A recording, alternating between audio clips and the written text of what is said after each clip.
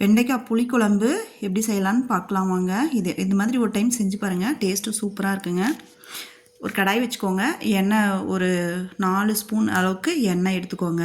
எண்ணெய் எடுத்துகிட்டு வெண்டைக்காய் அதிலே போட்டு நல்லா ஃப்ரை பண்ணிக்கலாம்.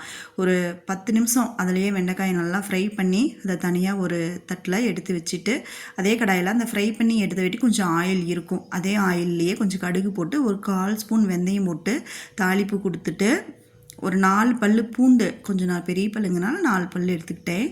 எடுத்து நான் அதில் அரிஞ்சு போட்டுட்டு, சின்ன வெங்காயம் ஒரு கை, ஒரு கொத்து கருவேப்பிலை போட்டு நல்லா அதில் கண்ணாடி பதம் வர வரைக்கும் நல்லா அது வதக்கிட்டு, ஒரே ஒரு தக்காளி பழம் பெரிய சைஸாக போட்டு நல்லா வதக்கிக்கோங்க.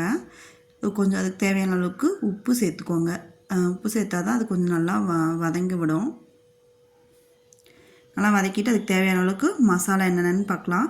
1 ஸ்பூன் சாம்பார் தூள், 1 ஸ்பூன் குழம்பு தூள், ஒரு 1/4 ஸ்பூன் அளவுக்கு மிளகாத்தூள். காரத்துக்கு தகுந்த மாதிரி நீங்கள் சேர்த்துக்கோங்க.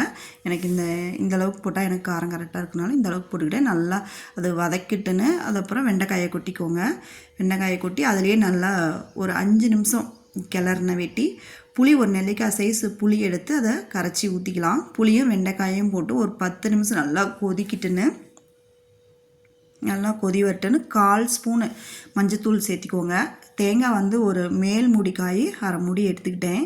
இதை அரைச்சி அதில் கொதிக்கிறதில் ஊற்றிட்டு ஒரு 5 நிமிஷம் கொதிக்கிட்டுன்னு கொத்தமல்லி கீரை போட்டு இறக்கிக்கோங்க. சூப்பராக இருக்கும் வெண்டைக்காய், நீங்களும் ட்ரை பண்ணி பாருங்கள்.